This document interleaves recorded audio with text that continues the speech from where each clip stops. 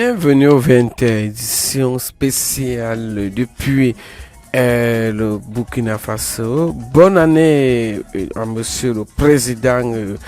Bonne et heureuse année 2025 à Monsieur le Président, Monsieur Paul Biya. Bonne année à Monsieur le Président de la FECAFOOT, Samuel Eto'o. Bonne année à tous nos présidents africains. Bonne année à tous nos présidents de l'AES. Bonne année à tous les présidents de la CEMAC qu'il faudrait donc retenir. Qu'est-ce qui se passe donc avec Madame Chantal Biya et Fabrice Ondoa, qui est l'un des célèbres joueurs? Qu'est-ce qui est donc arrivé que donc craché et dit tout ce qui se passe lors de la torture pendant le match de football? Et c'est donc confié à l'un de nos journalistes que nous avons donc capté le lien depuis le Faso. Alors nous retransmettons en temps direct ce qui va donc nous dire ce jour. Si vous le voulez donc... C'est vrai que ce n'était pas terrible. Vous préparez la CAN avec les Lions. Vous jouez le premier match, on fait match nul. Au deuxième match, vous n'êtes pas aligné. J'ai appris que vous avez pleuré parce que vous n'avez pas été aligné. J'ai même appris que certains joueurs ont refusé de jouer parce que vous n'étiez pas aligné. Est-ce que c'est vrai? Alors, certains joueurs refusaient de jouer, non, c'est pas vrai, mais pleurer, oui, parce que nous avons eu une préparation, il y avait une idée. C'est vrai que le premier match, nous avons fait match nul, mais c'était que le début de la compétition. En 2017, on a commencé par un match nul et on s'était préparé par rapport à ce match-là. On se disait, ce match-là, c'est le match qui va donner en quelque sorte la confiance parce que c'est le Sénégal et si on les bat, même l'avantage psychologique pour la suite de la compétition, ça va aider. Mais après, bon, le coach, il m'annonce quelques heures que je ne vais pas jouer. Quelques heures avant le match oui, ou quelques heures avant le match. Parce qu'il faut savoir. Mais normalement, le 11 entrant, on l'annonce aux joueurs la veille. Et attendez, Ernest. Oui, allez-y. On l'annonce à la veille. Mais sauf que le coach, il fait son équipe. Et je suis dans le 11 entrant. La prochaine sortie des Lions indomptables, la plus attendue, c'est naturellement la prochaine Coupe d'Afrique des Nations. Vous ne vous sélectionnez pas vous-même, il y a des gens qui vous sélectionnent, mais vous vous préparez quand même pour cette compétition-là? Oui, bien sûr. D'accord. Donc, moi je pense que depuis je suis prêt. Oui. Je suis en train de démontrer maintenant quand je suis en train de faire un club. Et en plus, bon, chez les Lions, je crois que je n'ai vraiment plus rien à prouver ou quoi que ce soit. Mais donc voilà, je reste prêt à chaque instant. Combien d'années de haute compétition encore? Vous vous projetez sur combien d'années? 10 ans? 5? Ah, 10 ans. 10 ans, c'est beaucoup quand même, hein? Ben, bien sûr. Si vous ajoutez 10 ans à votre riche carrière internationale, vous serez à 25. Ouais. Mais ils sont très peu nombreux. Généralement, c'est 10, 15 pour les meilleurs, non? Oui, je pense. Ok. Alors, dites-moi, où se trouve la médaille de la Coupe d'Afrique des Nations Gabon 2017? Vous l'avez mise où? Elle est dans votre salon ou bien vous êtes allé la garder quelque part là-bas? Non, elle est bien coffrée à la maison. D'accord. Et c'est quoi votre compétition phare? Quel est le match historique que vous gardez en mémoire? Pour moi, c'est Cameroun-Gabon. D'accord. Pour l'enjeu, tout ce qu'il y avait, on savait déjà quand on partait que ça allait être compliqué. Et déjà quand nous sommes partis, on a vu comment les rues étaient vides. Et déjà tout le monde qui disait qu'on devait revenir au premier tour. Et on se retrouve à jouer face au Gabon, pays organisateur. Donc du coup, eux, ils ont à tout prix besoin d'une victoire. Et nous, un match nul nous suffisait. Alors je me suis dit ce jour, si je ne prends pas de but, le Cameroun est qualifié. Comme ça faisait longtemps que le Cameroun n'avait pas traversé la phase de poule pour être qualifié en quart de finale. Donc pour nous, c'était aussi un challenge et quelque chose qu'il fallait à tout prix qu'on fasse pour le peuple et pour nous-mêmes aussi. Alors, vidons cette polémique qui entre souvent avant d'accueillir Loïc Nana. Est-ce que c'est vrai que c'est grâce à Samuel Eto'o et sa fondation Foodsport que vous êtes allé en Espagne? Est-ce que vous lui devez votre expatriation, l'expatriation de votre talent et de votre art pour l'Espagne? Ben oui, bien sûr. Déjà, il faut savoir que tout petit, il y a un tournoi qui se joue, le Festival Samuel Eto'o. Et c'est là où j'ai été détecté ici à Yaoundé. Et ensuite, bon, la fondation m'a pris en charge pour aller à Douala parce que je n'avais pas de famille à Douala. Donc la fondation prenait des enfants qui venaient de l'extérieur pour les amener à Douala. Et à partir de là, bon, on voyage, on joue des tournois en Espagne. Et il y a un tournoi où je suis sorti meilleur gardien. Notamment, on a éliminé le Barça. Et c'est après ça que j'ai rejoint le Barça. Très bien. Alors, Ernest Obama, tout à l'heure, dans une quinzaine de minutes, va s'entretenir parce que, je vous assure, le journalisme sportif, aussi passionné qu'il est, je ne lui connais pas beaucoup, mais peut-être une première question, un peu pour... mettez votre micro, Ernest. Non, c'est pas une question, c'est juste pour dire à Fabrice tout le plaisir qu'on a de l'avoir sur ce plateau, parce que, comme je l'ai fait pour Moustique, je vais également le faire pour... je vous dis que je vous ai donné les éléments. Franchement, à cette allure, je ne sais pas si c'est... Si vous m'avez donné les éléments, dites alors l'information importante de ce jour. Je pense qu'avant toute chose, avant même de faire quoi que ce soit, on devrait chanter pour Fabrice parce qu'il est né le 25 décembre 1995. Donc c'est son anniversaire. Aujourd'hui, joyeux anniversaire. Joyeux la bouteille de champagne. Je ne vais pas passer par la bouteille de champagne qu'on a prévu. Normalement, il ne doit pas boire d'alcool. Je vais vous dire, et suivez d'abord la version qui sera la mienne. Mais incroyable. Je ne vais pas vous parler, mais il a stoppé. Joyeux anniversaire. Joyeux anniversaire. Joyeux anniversaire, Fabrice Ondoa. Joyeux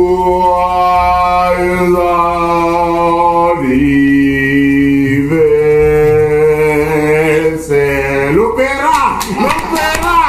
Là, c'est l'opéra. Même Xavier Messier. Je pense que Moustique a de quoi pour charisme. Pour ceux qui l'ont mangé au carreau dimanche, alors Fabrice, vous ne devez pas boire d'alcool, mais je pense qu'autour de vous, il y a des gens qui viendront ce soir. J'étais à l'anniversaire de ma cousine qui s'appelle Angétois. Je pense qu'on aura sa photo à l'antenne qui a eu un an de plus aujourd'hui. Et j'ai ramené Seruna ce matin. J'ai ramené Seruna. Est-ce que vous pouvez passer le runard à Fabrice? C'est le cadeau. Alors c'est du runard champagne blanc de blanc. Alors ce que je peux dire sur Fabrice, c'est que je ne savais pas qu'il était, on a des liens de parenté, mais c'est le coach Toa d'abord. C'est le coach Toa qui me permet de découvrir Fabrice Ondoa. À l'époque, vous étiez à la Masia. La Masia, ce centre de formation du FC Barcelone. Et puis le coach Toa, qui est un ami, m'a appelé, m'a dit, Ernest, il y a un petit, il est jeune, il faut aller le voir en Bancomo. Je suis venu en Bancomo, j'ai fait votre interview que j'ai diffusée. Les gens ont apprécié. Mais et le coach Toa a été l'un, je pense que vous parlerez peut-être de lui tout à l'heure, il a cru en vous. Parce qu'à l'époque, Fabrice n'était pas aussi costaud. Il était jeune et il n'avait pas été pas très... Les gens estimaient que non, il est court, on ne peut pas. Et le coach Toa a cru en lui, il a donné cette possibilité. Mais ce que j'adore, comme je le disais avec Moustique, le charismatique, c'est que Fabrice, au-delà de la carrière qui est pleine, au-delà de ce patriotisme qui bouillonne en lui et que tous les Camerounais adorent, il est lui. Fabrice n'est pas ce genre de footballeur. Quand il arrive au Cameroun, vous découvrez qu'il est là parce que vous le voyez en boîte de nuit. Quand il arrive au Cameroun, il prend la peine de t'écrire, grand frère, je suis là. Et il est simple, il est humble, il est proche des gens.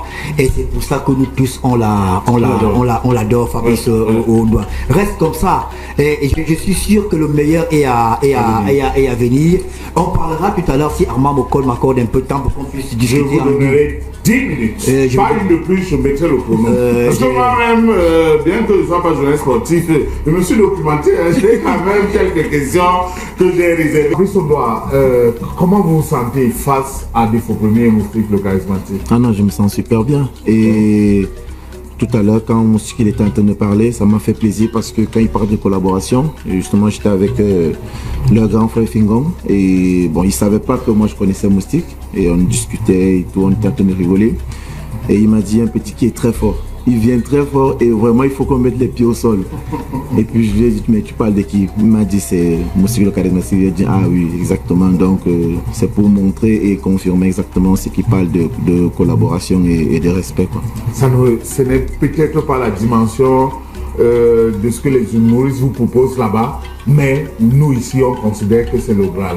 Non, c'est la dimension. Pourquoi? Parce que tu te rappelles de l'enfance. Ils ne sont pas là que, comme ce qu'il a dit, ce n'est pas que pour faire rire. Là maintenant, son sketch j'ai regardé et c'est l'actualité en fait. C'est tout ce qui se passe, c'est le vécu. Nous qui n'avons pas l'opportunité peut-être de suivre ça tous les jours parce qu'on est aux entraînements, etc. En un sketch comme ça là, tu as toute l'actualité et ça fait plaisir. Et en même temps, ça te met dans la bonne humeur. Et tout à l'heure, dans peut-être une quinzaine de minutes, on va écouter des sketchs de Défaut Premier. Mais pour l'instant, alors, il nous faudrait probablement des semaines, voire des mois pour passer en revue tous les moments forts que Fabrice Ondoa a offert aux Camerounais dans les Lions Indomptables, mais dans ses différents clubs. Vous aurez 10 minutes d'échange avec Ernest Obama, mais je vous pose la question, Fabrice Ondoa. Quelles sont les qualités primordiales, extraordinaires, importantes pour un gardien de but? Déjà, il faut le calme. D'accord. Parce que quand tu transmets le calme, ça permet à ton équipe et à ta défense d'avoir la confiance. Et ensuite, il faut...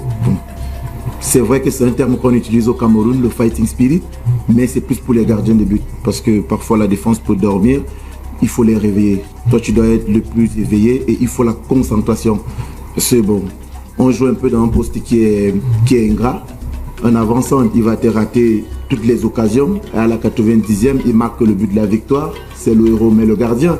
Tu fais un superbe match et à la 90e, tu te prends un but où tu es fautif. Bon. On se rappelle juste de ça, donc il faut la confiance, pour moi, le calme et le fighting spirit. Vous avez une quinzaine de dévanciers dans ce poste de gardien de but, mais vous êtes de l'école, je veux dire dans la pratique, dans votre façon de jouer, vous êtes de l'école de Thomas Nkono ou de l'école de Joseph-Antoine Bell? Thomas Nkono. Ah bon? Oui. Pour vous, c'est le meilleur des deux? Pour moi, c'est le meilleur de l'histoire. Ah bon? Oui. Mais Ben ne va pas apprécier ça. Hein? C'est mon choix. D'accord. Et déjà parce que c'est grâce à Tommy que je joue aujourd'hui. Et parce que mon papa, il était fan de Tommy. Et j'ai dit, si je fais comme Tommy, ben, mon papa, il sera fier de moi. Donc, du coup, j'ai commencé à regarder ses vidéos. Bon, malheureusement, je n'ai jamais pu le voir jouer en direct. J'aurais aimé. Mais quand vous voyez les gardiens qui ont suivi Tommy, comme Djidji Buffon, André Mulan, etc. Et tu vois aussi la formation de Tommy, et c'est Carlos, etc. Tu te dis ben, réellement quelque part, parce que quand moi je regarde ces vidéos et je dis si il a fait ce qu'il a fait avec le peu de ressources qu'il avait, imaginez ce qu'il aurait pu faire aujourd'hui avec ce que nous on a. Donc ce n'est qu'une légende. Ils n'ont peut-être pas joué à la même époque. Kameni, André Onana, quel meilleur des deux? Comme vous dites, c'est pas la même époque, c'est pas le même style et je dirais peut-être pour le football moderne, André, mais quand tu fais quelques années auparavant, ben, je choisis Carlos. Ernest Obama, place à l'interview show que nous attendons. Allez-y, en 10 minutes, posez au moins 10 questions. On veut s'abreuver. 10 minutes seulement, petit. On va parler de la Foule des Sports, on parlera des Lions Indomptables et on parlera particulièrement des deux camps 2017 et 2022-23, récemment en Côte d'Ivoire. Partir du Cameroun à 11 ans et intégrer la Masia pour un jeune Camerounais. Qu'est-ce qui se passe? Est-ce que c'est facile de s'intégrer dans un groupe comme celui-là? Pour nous qui sommes allés un peu plus tard, ça a été un peu plus facile parce qu'il y avait déjà une génération qui allait avant nous, parce que depuis la Foule des Sports existe un peu plus avant que nous on y arrive en 2006. Donc du coup on a eu la facilité parce que les premiers ils ont eu plus de difficultés de la langue, mais quand nous sommes arrivés, ils pouvaient nous expliquer comment ça se passe parce qu'ils dominaient déjà l'espagnol et on se sentait un peu à la maison avec eux. Mais maintenant, laisser le Cameroun pour le Barça, il n'y a vraiment pas une grande différence. Pourquoi? Parce que la Foule des Sports nous a mis en quelque sorte dans ce confort-là. Dans ce confort-là, peut-être la différence c'est au niveau des stades, mais au niveau de la vie, c'est tout pareil. Sport et études. Et aussi le système qu'il y avait à Foule des Sports, c'est presque le même système d'entraînement et de formation qu'on a retrouvé au Barça, donc ça nous a fait plaisir. Le directeur sportif du Barça vous appelle le Martin Luther King de la Masia, vous me direz pourquoi. Votre cousin André Onana vous a rejoint un an après. La cohabitation entre vous deux, ça s'est passé comment à la Masia? Non, c'était super. Déjà, parce qu'il faut savoir que avant qu'on recrute André, avant qu'on le recrute André, il y a Ricard qui est aujourd'hui l'entraîneur des gardiens de Marseille, qui m'a posé des questions sur mon cousin. Et je ne pouvais que dire du bien de lui. Et ça a confirmé exactement ce qu'il est venu faire après. Bon, pour le Martin Luther King, c'est parce que je suis le premier gardien africain à avoir un contrat professionnel avec le Barça. Donc, pour l'histoire, et je crois que jusqu'à présent, je suis toujours le seul gardien africain à avoir un contrat professionnel avec le Barça. Donc vous considérez meilleur qu'Ando Nana, c'est ça? Je ne me considère meilleur que personne, je suis égal à moi-même. Mais si vous devez aligner un gardien entre Ando Nana et vous-même dans un match d'une importance capitale, vous alignez qui? La bonne charité commence par soi. D'accord. Tu peux continuer? Oui, bien sûr. Est-ce que vous comprenez pourquoi vous n'avez pas été retenu par le Barça? Parce que quand on a vu votre parcours et c'est que vous avez fait à la Masia, tout le monde vous voyait gardien négro, comme ça s'appelle là-bas, de Barcelone. Qu'est-ce qui s'est passé? J'ai choisi l'équipe nationale du Cameroun. Et ils n'ont pas apprécié? Oui, ils n'ont pas apprécié parce que déjà le directeur sportif m'a fait comprendre qu'on ne m'a pas formé au Barça pour jouer à l'équipe nationale du Cameroun. On me forme au Barça pour jouer à la première équipe. Et donc du coup, en 2014, il y a l'équipe nationale qui se présente. Et là, il faut que je vienne. Après la Coupe du Monde, il faut que je vienne parce que le coach il me dit il faut que tu viennes. Je sors du capitaine des Lions Juniors, alors je dois intégrer. Et le Barça en ce moment est en deuxième division. On est professionnel, donc le championnat en deuxième division en Espagne ne s'arrête pas. Du coup, je parle avec l'entraîneur, je préfère taire son nom pour ne pas attirer des polémiques. Et il m'a fait comprendre, il m'a dit écoute, tu venais de gagner la UEFA Youth League, c'est la Champions League des jeunes, la toute première édition, je suis meilleur gardien. Et il me dit si tu vas, l'autre il va jouer. Donc du coup, j'ai choisi le Cameroun. Je suis venu après la Coupe d'Afrique, la première en 2015. Je peux vous dire que je n'ai joué qu'un seul match amical comme punition. Avec Barcelone. Avec le donc Barça, le choix, vous payez le choix du Cameroun, c'est pour ça que vous n'intégrez pas l'équipe première de Barcelone. Ouais. Alors, mais votre choix a été payant puisque vous intégrez l'équipe du Cameroun, mais l'apothéose c'est 2017. Vous allez à la CAN. Personne ne croit en vous, même pas moi, mais vous êtes champion d'Afrique. Racontez-nous l'histoire. On avait déjà un groupe qui savait faire la part des choses. Et il faut savoir que le coach il avait beaucoup travaillé avec ce groupe-là. Et les polémiques qu'il y a eu au niveau de l'organisation, bon, je vais taire les mêmes problèmes qu'on a toujours. Problème d'organisation. Organisation, prime, etc. Mais nous sommes quand même partis. Et le coach il a dit, là il ne fallait pas jouer seulement pour le peuple. C'est vrai, on a ce fighting spirit, on voulait jouer pour le peuple. Mais en quelque sorte, quand on allait, on a fait 14 minutes de l'hôtel, on a fait 14 minutes pour y aller. Il n'y avait personne pour nous dire au revoir. On a reçu plein d'insultes. Parce que je me rappelle, c'est à cause d'un match qu'on a fait, un match nul à Libye face à la Zambie en qualification de Coupe du Monde. Alors on s'est dit, les gars, on va le faire pour nous. Déjà pour nous, pour nos familles. Parce qu'il faut savoir que quand ça se passe mal, ce sont nos familles aussi qui écopent. Parce qu'ils reçoivent les mêmes insultes. Donc on a dit, on va le faire pour nous. Et on a eu la chance d'avoir des grands frères qui nous ont poussés, que ce soit Nicolas Nkoulou, Vincent, que ce soit Siani ou Mandjek qui nous ont donné les conseils parce que eux ils savaient exactement ce qui allait se passer si on allait jusqu'au bout parce qu'ils avaient en quelque sorte cette expérience-là. Et même quand il y a eu des difficultés au niveau des primes et tout, il y avait une majeure partie du groupe qui ne voulait plus continuer et ils nous ont fait comprendre que non, il faut y aller jusqu'au bout. Maintenant aussi, on le fait pour l'avenir parce que si on gagne, dans 10 ans, etc., vous allez vous rappeler ce que vous avez fait. Et c'est pour ça que nous sommes allés jusqu'au bout. Vous avez gagné. Vous avez parlé du match contre le Gabon que vous n'avez pas oublié. Mais moi, j'ai pas oublié le Cameroun-Sénégal. Je pense qu'on a en image le penalty de Sadio Mané pendant les tirs au but. Vous arrêtez le penalty de Sadio Mané. Vous êtes fou de joie. On vous voit. Qu'est-ce que vous vous dites à ce moment-là quand vous arrêtez le penalty de Sadio Mané et que le Cameroun se qualifie? Déjà, il faut savoir que avant ce match, vous étiez jeune, c'est quand même Sadio Mané qui est en face de vous. Oui, mais le problème c'est que un lion, il y a pas. Quand tu es lion, il n'y a pas de bébé lion. Là-bas, si tu es déjà un lion, c'est que tu peux faire face à toute adversité, peu importe qui soit devant. Et pour moi, c'est toujours un challenge comme on le dit ici au pays, de finir avec les grands. Pour moi, c'est un challenge. Quand j'ai un grand attaquant devant moi, je dis je dois l'éteindre.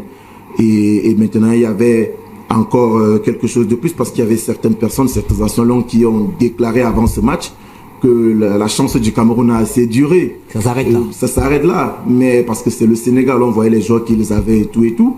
Mais nous, on a rappelé que le Cameroun, ça reste les Lions indomptables. Vous avez très bien été accueilli à Yaoundé, au palais, la première dame. Avant de parler de la dernière CAN, parce que M. Colma n'a pas accordé beaucoup de temps, on a vu la première dame très proche de vous. Vous avez eu le temps de parler avec elle. Qu'est-ce qu'elle vous a dit?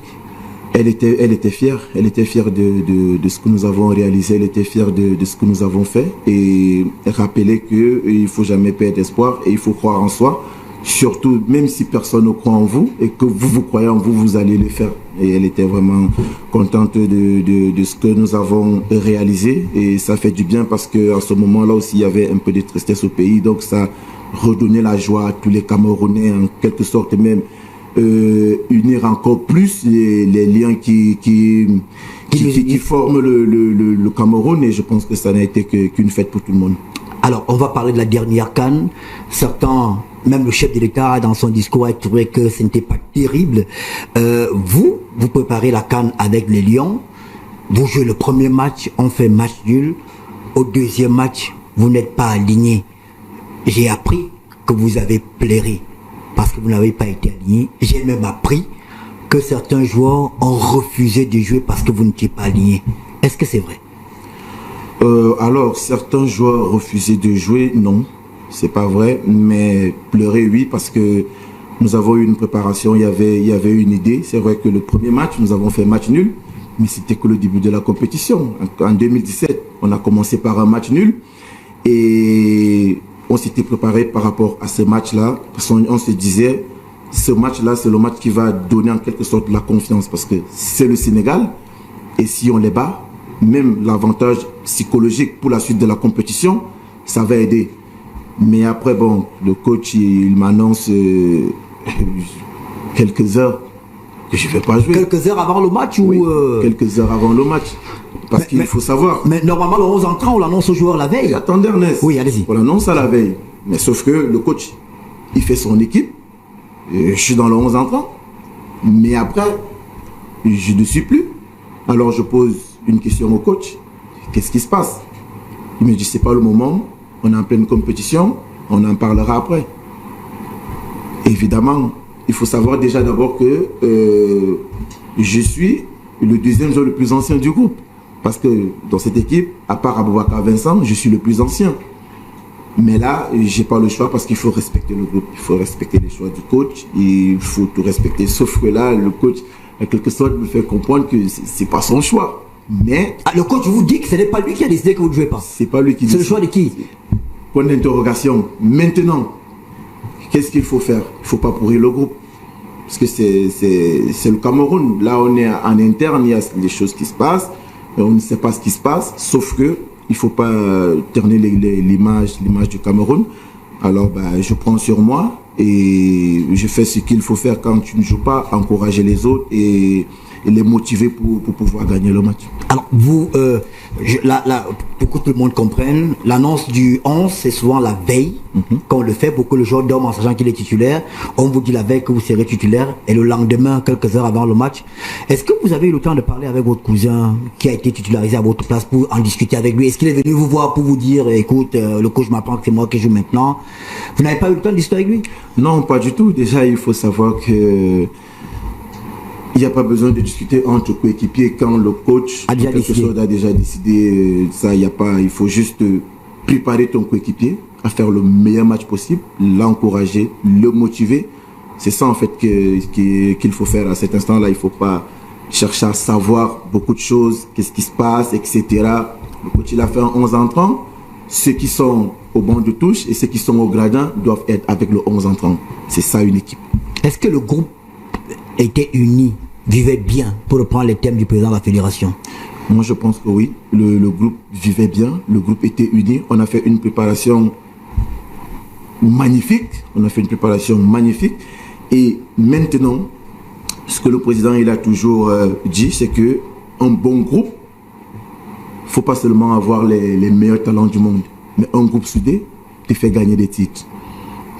Parce que si vous avez que des meilleurs joueurs, mais qui n'ont pas une bonne ambiance, qui ne vivent pas bien, il n'y aura pas de résultat. Mais si vous avez des joueurs moyens, si on peut le dire ainsi, mais qui vivent bien, il y aura la victoire. La preuve en est en 2017. 2017. Ouais. Voilà. Vous pensez que Rigobert Song avait les mains libres? Certains ont dit que c'est Samuel Eto'o qui faisait le 11 entrant, qui décidait de tout. Est-ce que Rigobert Song avait les mains libres? Et Rigobert Song, il avait les mains libres, sauf parce que moi, avant, j'étais pas là. Quand il a pris les rênes, Oui. permettez-moi, je pense qu'on va lui grignoter 1 minute de plus. Rappelons-nous, quand il y a eu le match contre l'Algérie, il y a eu le match contre l'Algérie en qualification de Coupe du Monde. On a Blida. Non, le match aller, on a perdu. Match aller, oui, on a perdu, voilà. tout le monde s'est fâché. Au match retour, on a vu le président mettre le maillot et les chaussures, être avec les joueurs, s'entraîner avec eux. Tout le monde a dit, oui, c'est bien, il doit le montrer comment ça se passe, etc. On est allé à Blida, on s'est qualifié, nous tous, on a acclamé, c'était bien. Alors donc, je ne vois pas pourquoi on va dire qu'aujourd'hui c'est lui qui fait les classements parce qu'on le voit au stade avec les joueurs. Mais il y a une sorte de contradiction dans votre propos. Vous dites tout à l'heure que l'entraîneur vient vous dire que ce n'est pas vous qui jouez. Et vous avez la certitude que la décision ne vient pas de lui. Alors s'il est souverain par ses choix, aucune décision ne peut venir de quelque endroit que ce soit pour qu'il fasse un choix autre que celui qui était le sien. Donc, les Rigobert ont été malléables. Oui, mais maintenant par qui? On ne sait pas, justement parce que avant, il y a eu... J'arrive. Et il y a eu, mon premier match, c'était, quand je suis revenu à la sélection, mon premier match c'était face au Mexique. On a fait 2-2, personne n'y croyait déjà. On a fait 2-2. Après, il y a eu... aux États-Unis. Aux États-Unis. Ouais. Après, il y a eu contre la Russie, Ouais. match amical, etc. Il y a eu le premier match. Alors, comment tu m'expliques que subitement, au deuxième match, tout a changé? Alors, petite question, hein, je vais vous accorder 3 minutes supplémentaires. 5. André Onana est donc votre cousin. Et on apprend d'ailleurs que vous avez facilité son arrivée en club. Comment vous vous sentez de voir cette sorte de levée de bouclier autour de lui? On a fait le ramdam sur le jet privé et tous ceux qui venaient, il est dans le meilleur club du monde, et ainsi de suite, et ainsi de suite. Est-ce que ça entame le moral de voir tout cela? Et quand il venait, vous vous êtes dit, j'ai fait la préparation, quels que soient les cas, il va être difficile de me déclasser? Non, pas du tout, parce que, encore comme je l'ai dit, tu te prépares toi-même psychologiquement. Et moi, avec André, depuis qu'on était tout petit, on a toujours dit, bon, quelque part c'est égoïste de notre part, mais on a toujours dit, bah, on va rester à l'équipe nationale pendant 15 ans, les deux. Donc, quand un joue ou l'autre joue, peu importe, ça ne nous dit rien. Donc la concurrence est saine entre Oui, vous. elle est très saine. Moi, aujourd'hui, je ne parlerai même pas de concurrence parce que, en quelque sorte, comme je le dis, j'ai rien à prouver. J'aimerais qu'il vive la joie que j'ai vécue en 2017, qu'il remporte une CAN, ça va faire du bien au peuple, à tout le monde. Donc, ce qui est là, c'est que nous avons vécu ensemble pendant longtemps. Il ne faut pas que les gens oublient. On a été en Coupe de Confédération ensemble. En Russie, j'étais le titulaire, il était le remplaçant. Nous avons été à la Coupe d'Afrique en Égypte. Il était le titulaire et j'étais le remplaçant. Et il n'y a pas eu de problème. Il n'y a jamais eu. Est-ce que vous pensez que lui, il aurait fait l'échelle courte, il vous aurait facilité l'arrivée en club comme vous l'avez fait pour lui? J'ose croire que oui. J'ose croire que oui. Le seul fait de dire que j'ose croire avait dit qu'il Non, y a parce une qu'on ne connaît pas, personne ne connaît l'intérieur. Moi, je ne connais pas l'intérieur d'Ernest. Ernest ne connaît pas mon intérieur. Mais je préfère penser positif des gens et comme ça, je suis sans souci. Est-ce que c'est vrai que les joueurs ont envoyé une lettre au chef de l'État après la CAN pour que Rigobert Song reste l'entraîneur de l'équipe du Cameroun? Oui, Vous avez signé cette lettre? oui, Vous pensez que Rigobert Song était la personne indiquée pour continuer avec les Lions? oui. Pourquoi? Parce qu'il a bâti quelque chose. Moi, je pense qu'il a bâti quelque chose et il était sur un processus de renouvellement de l'équipe, de rebâtir quelque chose. Parce que, faut savoir, quand le coach Rigo vous parle, vous avez l'impression que vous vivez le match. Vous vivez la chose. Quand il vous parle avant le match? Ah oui, parce que vous avez l'impression que vous vivez la chose. Vous vivez le match parce que pendant longtemps, il a été à notre place. Donc, il connaît. Moi, je vais préférer taire les noms de certains coéquipiers, mais il a suffi que le coach lui parle pour qu'il fasse le meilleur match de sa vie. Et il me l'a dit. Donc, je préfère taire son nom. Les joueurs? Oui. Il me l'a dit que, franchement, ce match, je l'ai fait parce que le coach, il m'a parlé avant le match. Sinon, je ne sais pas comment vous faites ici, parce que c'est un nouveau. Et il me dit, je ne sais pas comment vous faites ici, parce qu'il estime que ça fait plus de temps que nous sommes là. Mais la frousse que j'avais, avant le match, le coach, il m'a parlé et c'est pour ça que j'ai réalisé ce match. Est-ce que vous êtes d'accord avec ceux qui pensent que la CAN en Côte d'Ivoire a été catastrophique pour le Cameroun? Est-ce qu'on aurait pu faire mieux? Oui, on aurait pu faire mieux, mais elle n'était pas catastrophique. Comme je l'ai dit, en 2015, nous sommes sortis au premier tour. Et en 2017, nous avons gagné. Maintenant, en Côte d'Ivoire, on a quand même passé le premier tour. On a été éliminé en 8e de finale. Mais pourquoi? Mais on a annoncé qu'on allait gagner. Donc, on n'a pas gagné, c'est une catastrophe. On peut annoncer, parce qu'on est le Cameroun, quand on va quelque part, c'est pour remporter. Pour gagner. Mais maintenant, il y a une autre réalité des choses. Il y a des événements qui peuvent arriver. Ça peut affecter le groupe, oui ou non, on ne sait pas. Ça dépend. Mais maintenant, si le coach a vu quelque chose pendant cette compétition et qu'après, il peut rectifier cela, ben, il faut y aller. Alors, il nous reste, on va m'accorder encore 2 ou 3 questions. Vous êtes à l'équipe nationale depuis 2014.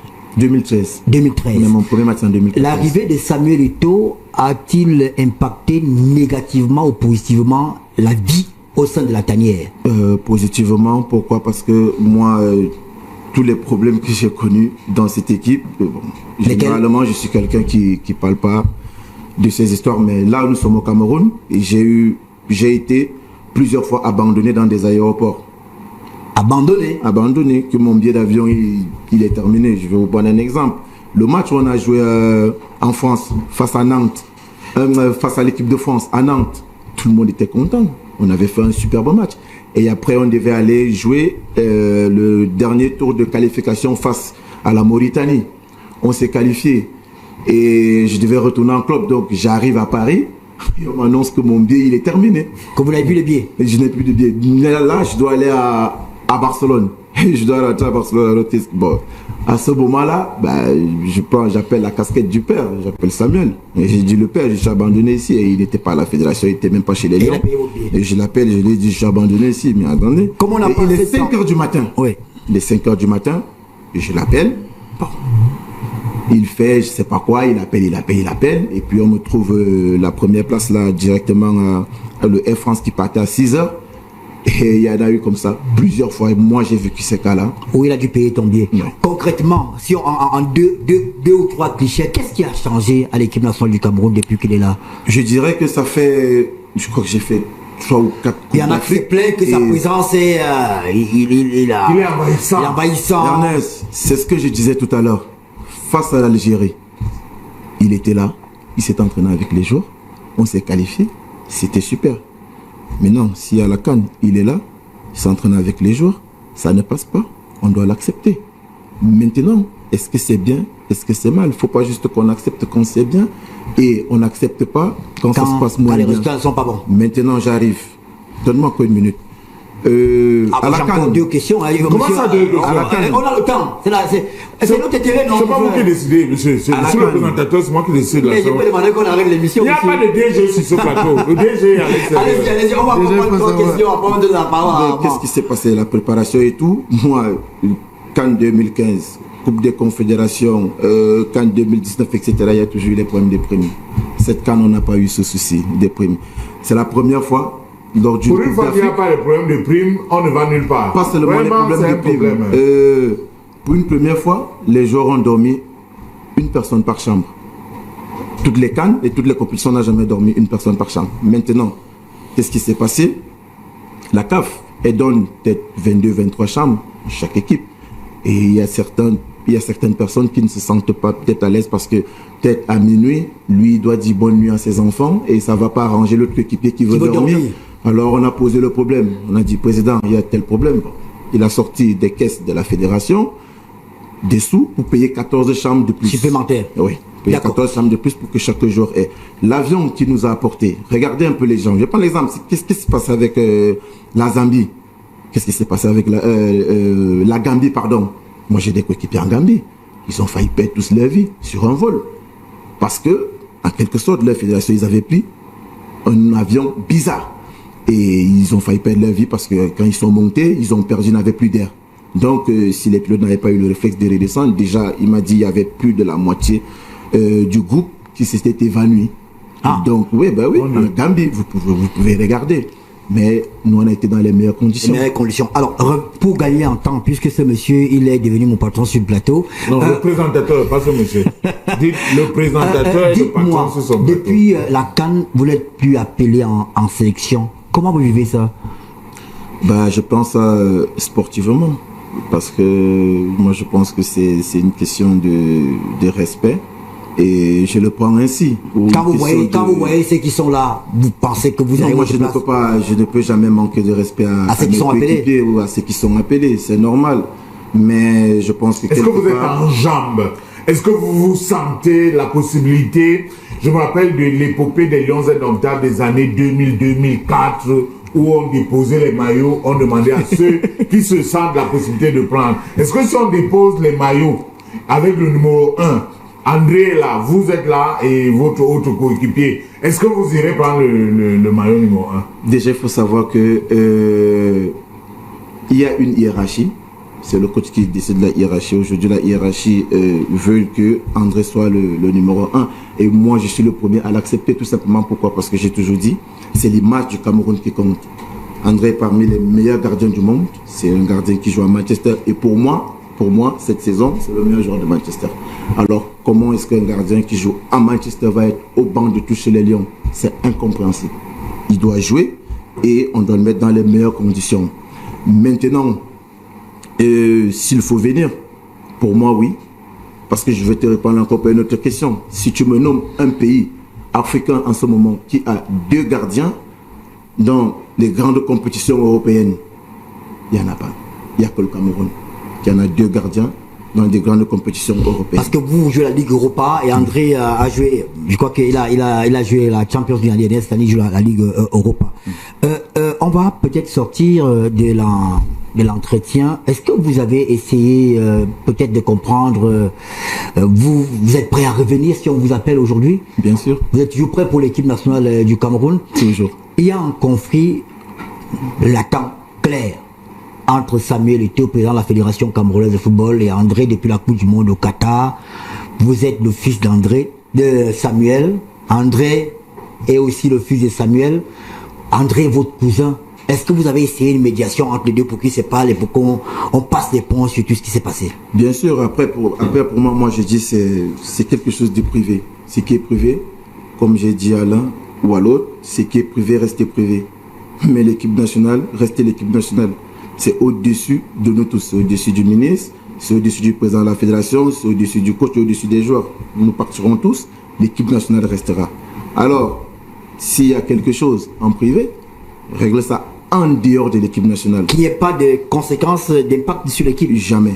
Ça, jamais. L'équipe gagne tout le monde, c'est comme ça. Très bien.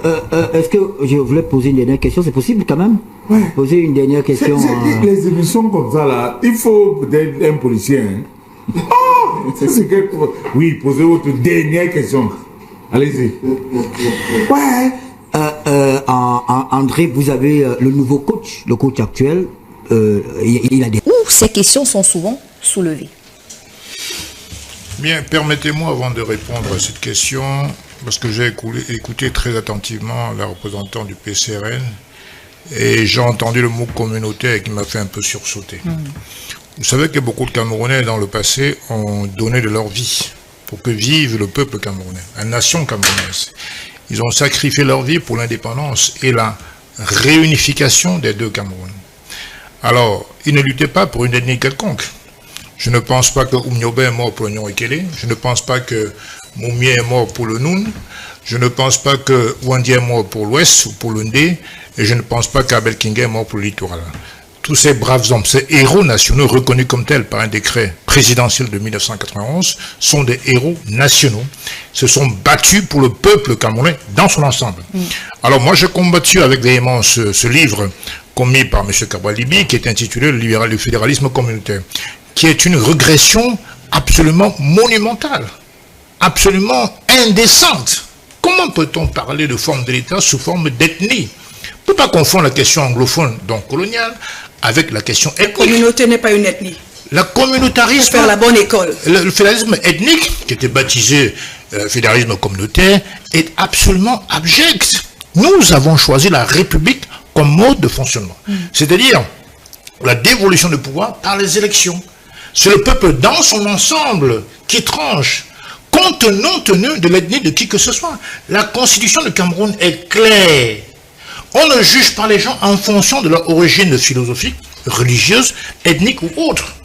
Monsieur Nigel Frondi, par exemple, en 92, était ce qu'on peut appeler abusivement anglophone, mais c'est la majorité des francophones qui l'avaient porté, qui voulaient le porter au pouvoir. Donc on n'avait pas tenu compte qu'il était originaire du Nord-Ouest. On a pensé qu'à l'époque, c'était l'homme de la situation. Alors quand je vois des gens parler de fédéralisme, qui est un concept juridique, reconnu par toutes les constitutions internationales, qui concerne la forme de l'État, on ne peut pas ajouter communautaire. Ça veut dire quoi? Ça veut dire qu'il faut un pays Bassar, il faut un pays Bamileke, il faut un État Bamoun, il faut un État Bamois, il faut un État Ekan, mais c'est du n'importe quoi. Je l'ai combattu avec force et détermination et je continue à le combattre. Par ailleurs, effectivement, vous parliez des libertés tout à l'heure, oui. Les libertés sont contenues dans la Constitution. Le problème du Cameroun, ce n'est pas la Constitution, encore qu'il y a quelques béquilles à corriger, mais c'est le problème de sa pratique. Est-ce que les libertés fondamentales sont respectées?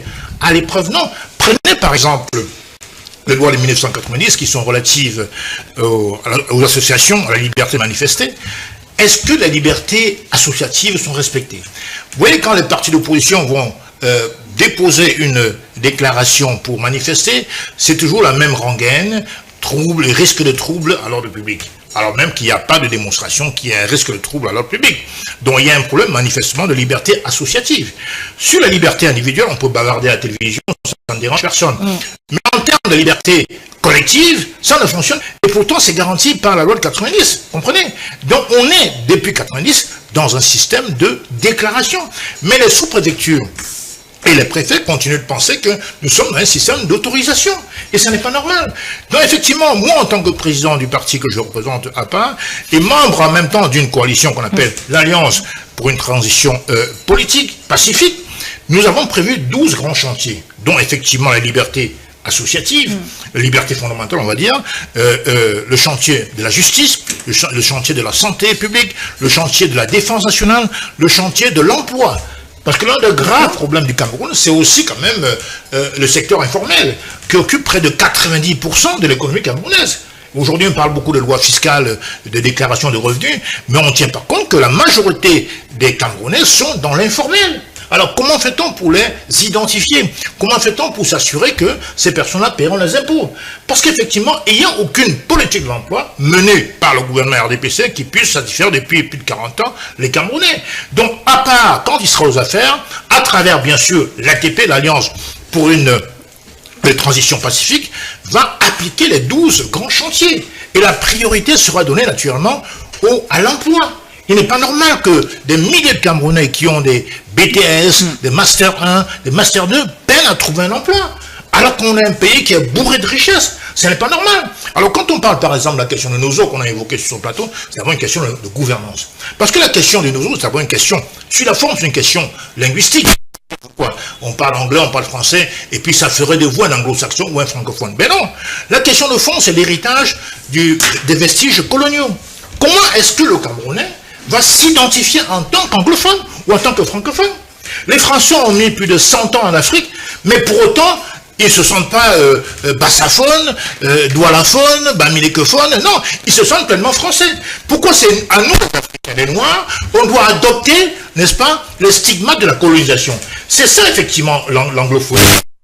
C'est vrai qu'il y a un problème de culture, parce que dans le sens qu'il y a eu deux puissances occidentales qui ont été mandatées par l'ONU de venir administrer les territoires camerounais, mais dans le fond, on peut faire comme le Rwanda, mettre de côté la culture française ou belge. Ils ont réintroduit les langues africaines dans leur culture. Et ils ont mis l'anglais comme langue internationale. Mais en vérité, c'est une question de choix, de décision. Les Camerounais ne sont pas obligés de s'affirmer comme anglophones ou francophones. Ça n'a pas de sens. C'est une question de fierté et d'identité. Donc moi, je redis ceci. Pour répondre directement à votre question, les questions des libertés fondamentales sont inscrites dans la Constitution. On ne les respecte pas. Alors, je vous ai pris l'exemple très simple de la déclaration de manifestation. De manière systématique, les préfets repoussent la déclaration des partis d'opposition. Et pourtant, ce qui fait la force de la démocratie, c'est aussi les partis d'opposition qui s'expriment. L'article 3 de la Constitution dit quoi? Les partis d'opposition participent, n'est-ce pas, à l'expression de la démocratie dans un pays. Donc il faut quand même qu'on arrive à appliquer la Constitution et ses libertés fondamentales. Et puis, pour finir, la question de fond, c'est quoi? On ne peut pas répondre aux questions qui sera candidat, qui sera vainqueur, qui sera vaincu. Non. L'élection présidentielle est une élection qui permet la rencontre entre un candidat et son peuple. Et c'est le peuple qui peut créer des surprises. Regardez par exemple en 1996, Bouni Yayi, qui était administrateur à la Banque africaine de développement, est venu, parfait inconnu sur la scène politique béninoise, est venu mettre de côté Mathieu Kérékou et Nice Forceblo, qui étaient des cadors de la politique béninoise. Donc le peuple a décidé de choisir Bouni Yayi. Donc en vérité, ces questions n'ont pas grand enjeu parce qu'en vérité, il faut garantir la liberté du peuple d'aller voter, il faut encourager les Camerounais à s'inscrire massivement sur la liste électorale et bien sûr d'aller voter le moment venu. Beaucoup s'inscrivent mais ne votent pas. Mais ne votent pas. Alors, il y a également, lorsqu'on parle de rencontre entre un candidat et son peuple, on ne va pas également oublier ces deux régions précitées ici, le nord-ouest et sud-ouest. Rapidement, Célestin Djamène, est-ce possible justement d'avoir une élection calme et sereine avant d'avoir réglé cette crise qui perdure depuis 2016 au Cameroun? Ça ne vous a pas échappé que la crise existe depuis 2016 pratiquement. Et si on était, comment dirais-je, accroché à la fin de la guerre, il est clair qu'il n'y aura plus d'élections au Cameroun, sous prétexte que deux régions sont en conflit. Donc je pense qu'il faut bien sûr respecter les calendriers électoraux. Et puis je pense que la solution de ce conflit est tout à fait évidente. Et d'abord, premièrement, une solution de dialogue qui concerne ceux qui se reconnaissent comme Camerounais. Ça veut dire qu'on exclut d'office tous ceux qui se proclament ambazouniens, c'est-à-dire ceux qui veulent créer la scission du Cameroun. Il n'est pas question pour nous, après l'épisode allemand en 1921 ou anglaise en 61, qu'on puisse céder un seul petit millimètre du territoire camerounais. Donc là, il faut être absolument intransigeant. On ne négocie pas avec les ambazouniens. On ne négocie pas avec des terroristes. On peut parler, dialoguer avec ceux qui se sentent frustrés, maltraités, non respectés par la malgouvernance. Ça, c'est vrai. On doit dialoguer en permanence, comme on l'a fait avec Agbombala, et puis avec le cardinal Toumi à l'époque, qui a fait de belles propositions. Mais il n'est pas question qu'on aille négocier avec ceux qui tuent des enfants, qui posent des bombes dans des écoles. Ils prétendent libérer le nord-ouest, le sud-ouest, mais ils tuent qui? Ils tuent les anglophones. Les anglophones qui tuent les anglophones. Comment voulez-vous les libérer si vous les tuez? Tout à fait. Donc ce sont des criminels terroristes. Il n'est pas question de négocier. Par contre, la solution de dialogue est une solution incontournable pour ceux des anglophones, on va dire ça comme ça, qui se sentent frustrés et victimes de la malgouvernance du RDPC. D'accord. Il faut également préciser, certainement, ça ne va pas vous plaire, Monsieur Basile Togo, que vous êtes là depuis 42 ans. Et jusqu'ici, les Camerounais ont l'impression que rien ne change, rien n'avance, rien ne bouge pratiquement. Et pour le MRC, lorsqu'on annonçait justement cette émission, lorsqu'on a publié ce visuel sur nos réseaux sociaux, beaucoup estiment que le MRC de Maurice Kamto, j'aime toujours à le préciser, même sans le désistement de Paul Biya en 2025, remportera l'élection présidentielle. Et ça, c'est ce que d'autres pensent. Quelles sont vos stratégies pour relancer justement l'économie camerounaise qui est largement récusée par les populations? Joseph Kafou. Vous savez, il faut déjà comprendre pourquoi l'économie camerounaise aujourd'hui souffre. Alors le peuple camerounais souffre de son économie. Nous sommes dans un pays qui ne produit pratiquement rien. Si on s'en tient simplement à la dernière loi de finances 2025 qui est à plus de 7 000 milliards, vous constaterez qu'on est à plus de 5 000 milliards de dépenses de fonctionnement. C'est-à-dire que vous avez 100 francs, vous prévoyez dépenser 70 francs pour fonctionner. 30 francs à peine pour l'investissement. Dans un pays qui adopte ce genre de politique, vous ne pouvez pas évoluer. C'est-à-dire que il faut simplement, on n'a pas besoin d'être des grands économistes pour comprendre que c'est une logique. Du moins, c'est la logique qui est appliquée jusqu'ici. Par le RDPC? Par le RDPC. D'accord. Qui ne peut pas, qui ne fonctionne pas. il y a d'abord ça. Ensuite, quand on parle même de fonctionnement, il y a ce qu'on met dans le fonctionnement. Je prends quelques petits exemples. Il y a les dépenses de l'État, par exemple. Il y a la qualité de la dépense. Il y a la masse salariale que l'État supporte mensuellement. Vous avez par exemple un pays qui a une soixantaine de ministres. On a à peine 30 millions de citoyens. On a des pays qui ont 50, 100 millions d'habitants et qui ont à peine 20 ministres et qui s'en sortent facilement. Prenez encore le même budget de fonctionnement. Vous allez constater que chaque année, on change les mobiliers dans les bureaux, on change les véhicules. Est-ce que ces argents ne pourraient pas permettre à créer des entreprises, par exemple? Pour des dons, aussi simplement. La politique du MRC consistera à créer des entreprises, permettre aux citoyens d'être indépendants, c'est-à-dire que donner la possibilité à chaque citoyen d'avoir, par exemple, du crédit, ou alors d'avoir des facilités pour créer des entreprises, ou alors pour se rendre autonome. Je vous prends un autre cas. La crise immobilière au Cameroun, la crise foncière au Cameroun, joue un effet très très négatif sur l'économie du pays. Vous ne pouvez pas comprendre si facilement. Quand les gens ont la difficulté aujourd'hui à avoir de l'argent dans les banques, parce que jusqu'ici, les garanties exigées ou alors sollicitées par les banques étaient les titres fonciers. Mais aujourd'hui, il devient très compliqué qu'un opérateur ou alors un jeune citoyen, peut-être qu'avec son titre foncier, sollicite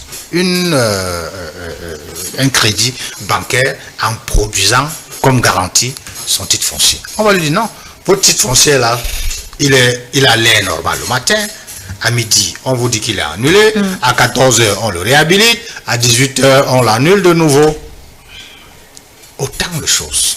Je voulais également préciser que la jeunesse, à ma soeur du PCN, la jeunesse n'est pas un programme politique. Parce que quand on voit depuis quel moment le Cameroun a des problèmes après l'avènement de Paul Biya, on va se rendre compte qu'à cet âge-là, il était encore solide. Monsieur Biya prend le pouvoir en 82. Dès 85, on est dans la crise. Vous allez nous dire que c'est une crise mondiale, c'est une crise planétaire. D'accord, nous sommes d'accord là-dessus. Mais sauf que le Cameroun est presque le seul pays qui n'a jamais traversé la crise, qui subit encore les frasques de la crise. J'en veux pour preuve le fait que l'inflation a toujours été continue depuis 85. Il n'y a pas de régression. J'en veux encore pour preuve les salaires qui ont été réduits à des pourcentages inimaginables et qu'on n'a jamais augmenté normalement. J'en veux pour preuve les entreprises qui ont continué à couler depuis que M. Biya était là. Il était pourtant bien solide. Notre problème au MRC avec Paul Biya, ce n'est pas par rapport à son âge, non. Ce n'est pas l'âge qui nous fait problème avec Biya, c'est un problème de gouvernance. Parce que, dites-moi, en 42 ans de pouvoir, à quel moment, même pendant qu'on a estimé qu'il était encore solide, il était encore... Pour vous, M. Biya n'a rien fait de positif depuis 82 jusqu'en 2024? Je veux bien qu'on me dise. Ce n'est pas parce que je suis opposant. Hein. Je veux qu'on soit réaliste. Parce que faire quelque chose de positif pour le peuple camerounais, on ne devrait pas chercher. Ça devrait taper à l'œil. Donnez-moi dans le régime, donnez-moi sur le plan éducationnel, sur le plan santé. On vous parlera des universités, des infrastructures, des routes. Vous savez quel rang la première université camerounaise occupe sur le plan mondial, sur le plan africain. Ça existe quand même. Et puis, ça existe. Et puis quand nous formons nos universités, c'est pour faire quoi? C'est pour faire le basking, c'est pour vendre le soya, c'est pour vendre l'eau glacée en route. C'est ça qu'on appelle les universités. Ok, hier on en avait 2, 3 simplement. Aujourd'hui on s'en vend, on se vend de ce qu'on en a dans chaque région. Il y en a assez. Et puis quand on les a formés, qu'est-ce qu'ils font? C'est ça la réussite. Sur le plan. Dans chaque région, il n'y en a pas. Dans le sud, il n'y en a pas. Je ne suis pas sûr. Voilà. Bon, maintenant, est-ce que c'est à cause c'est par rapport à son âge on parlait de la crise de Nozo tout à l'heure? Est-ce que c'est parce que M. Biya est vieux qui n'arrive pas à résoudre la crise de Nozo depuis pratiquement 8 ans? Je ne pense pas. Est-ce que c'est par rapport à l'âge de M. Biya que depuis, par exemple, 2006, où on a commencé à découvrir des grands détournements de deniers publics et les distractions de deniers publics et la corruption. Jusqu'aujourd'hui, on n'arrive pas à juguler le problème de la corruption. Ce n'est pas par rapport à son âge. C'est un problème de mal gouvernance. Donc, que Paul Biya ait 50 ans aujourd'hui, comme il a eu hier, qu'il retrouve ses 50 ans aujourd'hui, qu'il reste dans ses 91 années. Rien ne changera. Rien ne changera. C'est de manière empirique qu'on le dit. Parce que on prend des exemples depuis 82, rendus à aujourd'hui. Je veux bien comprendre un seul exemple. Je n'ai pas dit deux, Fatima. Je dis un seul exemple où on peut nous dire, ok, d'accord, Monsieur Biya a commencé sur ce point. Nous sommes rendus à 2024. On n'a jamais chevauché. Je veux un seul. On a le représentant de RDP sur ce plateau justement, il n'est pas loin. Un seul, pas deux. Il n'est pas loin de nous au moment où on parle de profil du futur président. Ça peut toujours être M. Biya. On parle également des priorités et des difficultés. Avant justement de répondre à ma question, il a demandé un seul point que M. Biya, sur lequel M. Biya a eu à travailler depuis 82 jusqu'en 2024 sans trébucher. Un seul point. Bon, Fatima, ça c'est une question qui n'est pas sérieuse parce que... Il ne peut pas répondre. Écoutez-moi... Il n'a pas de réponse. Je peux parler, monsieur. Mais allez-y, je veux juste préciser que vous éludez la question. Parce que les Camerounais... Permettez qu'il réponde à la question. Je veux le permettre. Je veux permettre. Permettez également à la question qui n'est pas que sérieuse. j'attire l'attention des citoyens sur le fait qu'ils refusent de répondre à la question. On n'a pas dit deux exemples, on a dit un seul, sur lequel le régime Biya peut s'appuyer pour dire que depuis 82 jusqu'à aujourd'hui, ça au moins là, nous on a réussi. Si c'est la prostitution, d'accord, on a réussi. Si c'est la corruption, on a réussi. Si c'est le détournement des délits, non là c'est impeccable. Je prenais encore un exemple, avec votre permission toujours, pour dire que si vous prenez le dernier rapport de la Cour des comptes, de la Chambre des comptes sur le budget de l'année 2023, vous verrez que ce rapport dit que le budget a été consommé au moins à 90%.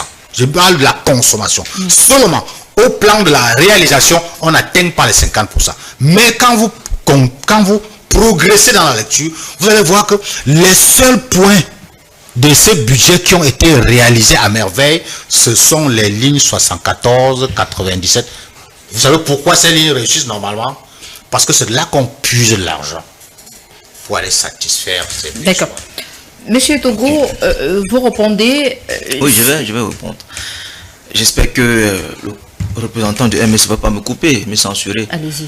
Parce qu'on a l'impression qu'ils sont encore dans l'opposition, mais ils censurent déjà. Ça veut dire que lorsqu'ils vont arriver au pouvoir, on va tous mourir, on va tous nous enterrer vivants. Donc je vais continuer en disant que je voulais vous rappeler que hier, le président Paul Biya a reçu le prix de l'excellence de la CAF pour son exemplarité et son travail pour le développement du football camerounais. Il a été représenté par le ministre délégué à la présidence, Philippe Bagamboa. Et il me semble qu'on ne prime pas les médiocres. Il me semble. On ne prime jamais les médiocres parce que les médiocres, ils sont jamais au fond de la salle. Donc, je vais continuer en disant que oui, il y a beaucoup d'autres choses à faire. 42 ans, je pense que le Cameroun a su se bâtir sur la botte de son Seigneur Paul Biya. Aujourd'hui, nous pouvons discuter avec la représentante du PCN sans que nous n'ayons, n'est-ce pas, de craintes sur notre vie privée. Nous pouvons discuter avec le représentant du MRC, ce qui ne se faisait pas il y a quelques années de cela, où les chaînes de télévision n'existaient pratiquement pas, où il n'y avait qu'une seule chaîne de télévision, c'est la CTV à l'époque, je me rappelle très bien. Mais aujourd'hui, je crois qu'il y a une panoplie de médias, une panoplie de partis politiques. Au moins ça, il faut le reconnaître. Et je dis encore c'est grâce à M. Biya. Mais c'est sous l'égide de M. Biya. Et je le dis encore, je pense que c'est à cause des gens comme M. Tafo qu'on a sorti, on a produit le film Paul Biya, un haut commis d'État au destin prodigieux. Et je l'invite à feuilleter, à visionner ce livre, ce film, parce que je pense que cela va essayer d'éclairer, n'est-ce pas, un certain nombre de ses préoccupations. Parce qu'on ne peut pas élaguer avec le temps qui nous est imparti et toutes les réalisations du chef de l'État, on ne peut pas le faire. Je l'invite, n'est-ce pas, à aller visionner ce film et je crois que c'est disponible, hein, M. Tafo. Alors, pensez-vous qu'au sein de votre parti, le RDPC, les militants pourraient être contents si jamais le président Biya décidait de ne pas se présenter? Parce que là, la question est posée parce qu'il y a eu ce vent de motion de soutien à travers le pays. Écoutez, le RDPC est un parti structuré. Nous faisons foi à notre organisation. nous faisons foi à nos ressources humaines. Et je crois que quelle que soit la décision qui sera prise au niveau du congrès du parti sur la potentielle candidature du chef de l'État, si la question vient à se poser, je le dis parce que actuellement elle ne se pose pas, et je crois que le RDPC ira avec tout l'engouement qu'il connaît pour essayer, n'est-ce pas, de battre largement campagne pour celui ou celle qui sera le candidat du RDPC. Et je redis encore, pour l'instant, et cela n'a pas changé jusqu'au moment où j'entre sur ce plateau, c'est son excellence Paul Biya qui est le candidat statutaire du RDPC. Et je dis encore que l'opposition camerounaise, elle est faible. Je le parle de manière déclarative, parce que, vous voyez, depuis 42 ans que le multipartisme a été mis sur pied, mais il passe le temps à ressasser les choses dont les Camerounais n'ont pas, n'ignorent pas. Les Camerounais n'ignorent pas qu'il y a des problèmes d'ordre structurel, qu'on a des problèmes de route. Les Camerounais n'ignorent pas qu'on a des problèmes de santé. Malgré ça, est-ce que M. Biya est toujours le meilleur profil pour le Cameroun? Laissez-moi aller jusqu'au bout. Sauf que l'opposition camerounaise ne magnifie pas assez les potentiels candidats qu'elle peut présenter à l'élection présidentielle. Parce que je vous le dis, moi, en tant que communicant du RDPC, s'il m'arrivait un seul instant que ce soit quelqu'un comme le professeur Maurice Kamto, quelqu'un comme Kramba Libi, quelqu'un comme M. Djamène, qui soit le candidat du RDPC, moi, qui passe le temps à trouver des points faibles, je trouverai des points forts pour magnifier cette candidature, pour que les Camerounais puissent le suivre. Mais il n'arrive pas à magnifier la candidature d'une seule personne. L'opposition devrait citer les points positifs du RDPC. Non, je dis de leur candidat. D'accord. Ils passent le temps à ressasser, on a des problèmes de route, mais les Camerounais ont connaissance de tout ça. Vous n'apprenez pas au Camerounais qu'il y a des problèmes de route. Vous n'apprenez pas au Camerounais qu'il y a des problèmes de santé. Vous n'apprenez pas au Camerounais qu'il y a des problèmes d'infrastructures. Je suis désolé. Mais ce que les Camerounais voudraient, c'est qu'il y ait une alternative face au candidat Paul Biya. C'est ça que les Camerounais veulent. Et c'est ça que les Camerounais n'ont pas encore trouvé au sein de l'opposition. Aussi longtemps que l'opposition sera dans ce prisme-là, je vous assure, l'opposition sera dans l'oubliette et elle va toujours reculer en arrière. Parce que, souvenez-vous qu'en 92, on avait une opposition forte. Parce qu'il y avait des personnes... jusqu'ici, cette opposition dit avoir gagné l'élection présidentielle. Elle dit, ce sont des allégations. Mais maintenant, il faut prouver. Vous savez qu'au tribunal, la preuve incombe à celui qui porte plainte. Vous avez lu le rapport du président de la Cour suprême de 92 pendant moi quand il lisait les résultats de 92.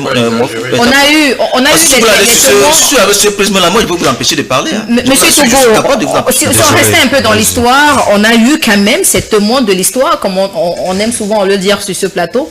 On a eu des gens comme Abel Elimi Lobert, on a également eu Henriette Ekou, on a eu Sambaka, on a eu à l'époque Ndamjoye avec l'UDC, le chairman et même Célestin Djamène, ces personnes-là qui ont vécu ou connu cette élection présidentielle en 1992, qui affirment, continuent même en 2024, de dire que le RDPC n'avait pas le poids, que le RDPC n'avait pas gagné l'élection présidentielle. Donc vous n'allez pas nous dire que... Il y a une chose d'affirmer, il y a une autre chose de prouver. D'accord. Et je pense que tout le monde peut affirmer que vous êtes une bandite, mais il faut prouver que vous avez volé, véritablement. Parce qu'il y a des jaloux, il y a des gens qui ne sont pas fair-play, qui n'arrivent pas à reconnaître qu'ils ont perdu, et il va de soi qu'ils vont trouver des motifs qui n'ont pas lieu d'être. En conclusion, depuis 92, personne bien évidemment n'a pu battre M. Biya. Puisque à chaque élection présidentielle, le candidat Paul Biya se présente, n'est-ce pas, au jugement social. Et le peuple, qui a la souveraineté de choisir, de continuer avec lui ou pas, décide de lui renouveler sa confiance. Il n'est pas là par sa force. Il est là parce que à chaque élection, au regard de toutes les candidatures qui ont été posées, le peuple camerounais a estimé que c'est le choix qui est le mieux probable de l'amener vers la paix, vers la sécurité, si vous permettez, en 5 secondes, si c'est le peuple qui décide, ou qui a toujours décidé depuis 92 jusqu'en 2018, pourquoi le même peuple se plaint à chaque fois? Non, écoutez, je dis, ce n'est pas un sondage que vous avez fait pour voir la quantité ou bien la capacité ou bien le taux de ceux qui se plaignent, non. Il y a ce qu'on appelle le peuple silencieux qui connaît les réalités du pays. C'est le peuple silencieux qui vote le RDPC. qui connaît la réalité du pays. C'est pas ce qu'ils font dans les réseaux sociaux où 2 personnes, 3 personnes font. On retient qu'il y a un peuple bavard et un peuple silencieux, et le peuple silencieux est avec le RDPC. Qui agissent, n'est-ce pas, avec des faux profils pour dire que ces gens se plaident. Non, nous savons tous comment ça se passe. Ceux qui sont conscients, ils vont aux élections. Et c'est aux élections qu'on va définir si le peuple est d'accord avec la politique du chef de l'État. Si elle n'est pas d'accord, elle va l'envoyer au village. Cette fois, vous allez nous laisser voter librement, sans truquer. S'il vous plaît, Monsieur Tafo. Alors, il y a cette autre question aussi importante qu'on a l'habitude de poser, et elle va à l'endroit justement de notre ami du PCRN. Est-ce que pour vous, le jeunisme est un programme politique? Vous avez fait tout un exposé là-dessus parce que votre candidat est un jeune. Est-ce que M. Biya, comme M. Tafo l'a dit tout à l'heure, n'était pas jeune? Est-ce que M. Kamto n'est pas jeune? Est-ce que, par exemple, ceux-là qui décident de former les coalitions aujourd'hui, notamment l'ATP ou l'APC, est-ce que même Akeremouna aussi n'est pas jeune? Pourquoi faire une fixation sur votre candidat? Sur votre président, pardon. Merci de me redonner la parole. J'ai juste rappelé l'histoire du Cameroun et de l'âge auquel les présidents du Cameroun ont pris le pouvoir. C'est ce que je disais. Et pour faire une corrélation avec l'âge minimum que quelqu'un devrait avoir lorsqu'il prend le pouvoir. De produire le même scénario aussi je peux continuer, merci. Je disais que je faisais juste de l'histoire lorsque je parlais de l'âge, pour dire que l'âge est un facteur. Voilà. Je n'ai pas dit que c'était un projet politique. C'est 0 facteur l'âge. Le problème avec certains opposants qui trouvent un problème avec l'âge, c'est qu'ils entrent en politique lorsqu'ils sont déjà retraités ailleurs. D'autres ont servi le gouvernement, et donc lorsqu'ils passent à la retraite sortie du gouvernement, ils commencent à entrer dans l'opposition et estiment que désormais c'est le moment de faire la politique, alors qu'ils ont bien tourné avec le système en place pendant 5, 6, 7, 8, 10 ans. Voilà. C'est lorsqu'ils ont terminé avec le système en place qu'ils estiment maintenant qu'ils sont opposants. Alors, pour dire que ce n'est pas forcément parce que on se dit opposant qu'on a les relents de l'opposition. Il y a des gens qui entrent dans l'opposition parce qu'ils ont été, déçus. Est-ce que vous avez des critères pour maintenant, oui, il y a des critères, mais ce n'est pas de ça que je parlais. Parce que votre question m'était destinée dans le sens du jeunisme, vous l'avez dit. J'ai donné des critères pour un jeune président dans le monde. On a vu Joe Biden tout récemment, qui n'a pas pu avoir l'accord de son parti pour se représenter, justement parce qu'il était fatigué. Nous sommes là dans un pays développé. Excusez-moi, monsieur Djamel, je continue. Donc pour dire que même dans les pays développés, même dans les pays développés, la question de l'âge se pose. Lorsqu'on sent que vous êtes fatigué, vraiment on estime... Je continue, je dis lorsque on sent que vous êtes fatigué, on commence à vous poser des questions. Si vous allez pouvoir. Donc, personne n'a jamais parlé de jeunesse comme projet politique. Ceux qui ont travesti mes propos, j'en suis désolé, tant ça les regarde. Maintenant, la suite, pour rebondir, pour donner l'intérêt d'avoir un jeune président, je vais le revenir, mais vous voulez d'abord réenseigner à M. Djamel ce qu'on appelle communauté. La communauté, c'est un groupe de personnes, un groupe social, qui a des intérêts communs à défendre. Il n'est pas question de langue dans la communauté. Ah bon? Oui. Or, l'ethnie... Il n'y a pas d'affinité sociologique. Non, il n'y a pas d'affinité sociologique dans la communauté. C'est parce que Cabral a dit, hein. Mettez-vous d'accord. Il faut bien savoir lire. Parce qu'il faut savoir lire pour interpréter. Lorsqu'on lit mal, on interprète mal. Fédéralisme. C'est là le problème. Parce qu'il y a des gens qui ont l'habitude de dire qu'ils savent lire alors qu'ils rincent l'œil sur un livre et ne savent pas lire. Donc je vous rappelle que monsieur, la communauté n'a pas un lien avec la langue. C'est pas un critère de la communauté. Donc, c'est les intérêts communs. C'est les intérêts communs. C'est un intérêt commun. Vous me permettez pour que je vous renseigne que c'est l'ethnie qui a des relations, des corrélations linguistiques et qu'est-ce que j'allais dire? Linguistiques, tribales et autres. mais pas la communauté. Donc vous dites que la communauté que vous décrivez ne ressemble pas à la communauté qui a été décrite dans le livre Le fédéralisme. Il y a deux communautés. Parce que vous faites beaucoup d'amalgames. Vous voulez que je vous lise la définition? Si vous savez lire, vous allez lire. Mais pour le moment, vous me permettez. Donc je continue pour dire que quand on est jeune, ne vous égarez pas, madame. La jeunesse, on a dit c'est de 7 à 77 ans. Quelqu'un n'a jamais dit que la jeunesse, c'est forcément 50 ans. On peut être à 50 ans et être déjà vieux mentalement. Aïdjo avait bientôt 58 ans, il se sentait fatigué. Donc, mais je dis la jeunesse, c'est quelqu'un qui a la fraîcheur mentale et même physique possible.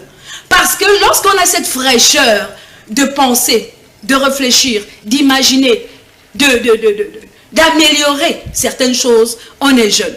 Mais lorsqu'on ne peut plus rien améliorer dans un pays, vous me permettez, lorsque l'on se retrouve dans un pays où on ne peut plus avancer, parce qu'on a atteint le fond, alors on a vieilli. D'accord. Ça là c'est philosophique. Donc, pour dire aux gens du RDPC, qui continue de dire que ce n'est pas un projet politique, j'aimerais que le prochain candidat qu'il prendrait pour être candidat lorsque le président Paul Biya ne sera plus là, j'aimerais qu'il soit à 80 ans. Sinon, il ne sera jamais élu. Parce qu'ils nous ont prouvé que ce n'est que les gens d'un certain âge, cette gérontocratie qui est capable de gérer le pays. Est-ce que le même scénario ne va pas dire une chose et penser le contraire? Madame Bahema, est-ce que le même scénario ne va pas se reproduire? Ça veut dire Cabral qui arrive au pouvoir à la même âge que M. Biya hier. M. N'Djamène l'a dit tout à l'heure, il est également appelé à vieillir. Est-ce que les vieux qui sont aujourd'hui n'étaient pas jeunes hier? Mais si M. N'Djamène se sent vieux, c'est son problème. Je suis désolée. C'est son problème. Mais le profil de candidat, je vais donner le profil de mon candidat. Mon candidat est percutant sur le terrain. Je ne me contredis pas parce que vous ne me laissez pas parler. Percutant, c'est pas jeune. Mais attendez, si vous avez envie d'entrer au PCRN, on vous recevra. Peut-être qu'à part ne vous correspond pas.